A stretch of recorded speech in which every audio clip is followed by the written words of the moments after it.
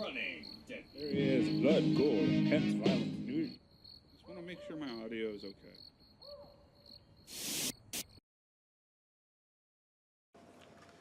Hello, everybody, and welcome back to another tabletop adventure here at Digital Woods. Woo. This is the pregame show for this week's 1,000-point game between Nids and 1,000 Suns. He's starting to I'm like. trying something different.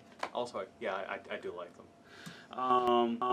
This is a pregame show, so we're going to go over army lists and go over the game mode down below. If you want to jump straight into the action, going to turn 1, check out the link in the description down below to go straight to the game. Otherwise, stick around and check out our armies and the game mode. Woo. See you in a bit. Alright, so here's going to be my 1,000 points of 1,000 Suns in a battalion detachment. I'll get started right into it with my Warlord, who's going to be a Sorcerer. No special real upgrades there. He's going to be bringing a Force Stave and a Plasma Pistol. He's also going to have the Warlord trait High Magister. And his psychic powers are going to be Death Hex, which I'll be swapping out for something later, and Boon of Mutation. Next, I'm going to be bringing a Forge Fiend this game, who's going to have 2 Hades autocannons and 1 Ectoplasm cannon.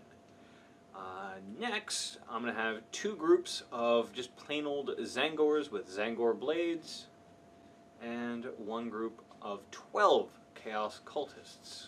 And on to some more important units.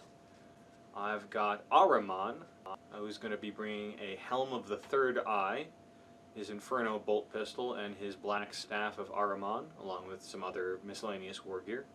His psychic powers are going to be Weaver of Fate, Glamour of Tzeentch, and Temporal Manipulation. Next is going to be a Demon Prince, who's going to be bringing 2 sets of Malefic Talons. His psychic powers are going to be Diabolic Strength and Warp Time. And lastly, I've got 10 Rubric Marines. They're all going to be kitted out with Inferno Bolt Guns, except one who's going to be bringing a Soul Reaper Cannon. And the aspiring sorcerer of the group is going to be bringing a Force Stave and an Auto Pistol, and his psychic power is going to be Tzeentch's Firestorm. Alright, and here's going to be my 1,000 points of Gorgon Hive Fleet Spearhead Detachment.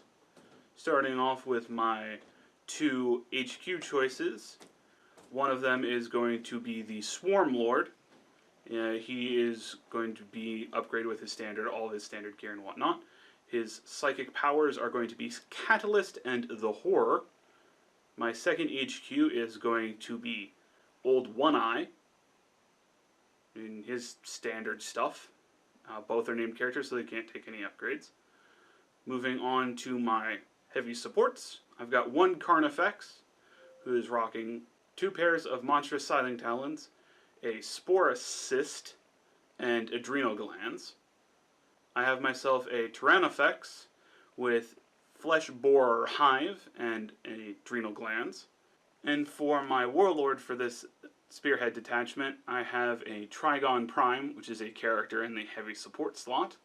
He has himself the Warlord trait Hyper-Adaptive Biology, a relic called Adaptive Biology, and he has for his weapons a set of Bioelectric Containment Spines, 6 massive Scything Talons, a Bone Shock Rattle, and a Adrenal Gland. So that is going to be my 1,000 points of High Fleet Gorgon Spearhead Detachment. Alright, here we are deployed for our Targets of Opportunity from the chapter-approved 17 edition book. In this particular game mode, there are 6 objectives scattered around the board, and as we generate tactical objectives, we have basically 1 turn to achieve them, because at the start of your next turn, any unachieved tactical objectives are discarded, and you generate new ones back up to 3. There is a stratagem to counteract that for 2 points. You basically get to choose to keep one of your active tactical objectives for an additional one of your turns. Other than that, the Tyranids have finished deploying first with 4 of their units on the board. This model is substituting for the Tyrannofex, and the Flying Hive Tyrant is substituting for the Swarm Lord. And the Trigon Prime is in Tunnel Reserve. And the Thousand Suns have kind of all blob formationed in the back over there. One glorious cuddle puddle, except for the cultists. Except for the cultists. And as it stands, the Tyranids have the advantage for rolling off to see who goes first. Yes. So, see who goes first. They go first. Damn it! Oh, come on! With All right, well, +1, and I'm definitely going to choose to go first. So, do you, I guess, seize the initiative? We can take care of that right now. yep, might as well in this pregame show. No. So it's going to be Hive Fleet Gorgon, turn 1 going into the game. If you want to see the game, check out the link in the description down below. And that's about it. Yep. Have a good one and enjoy the show.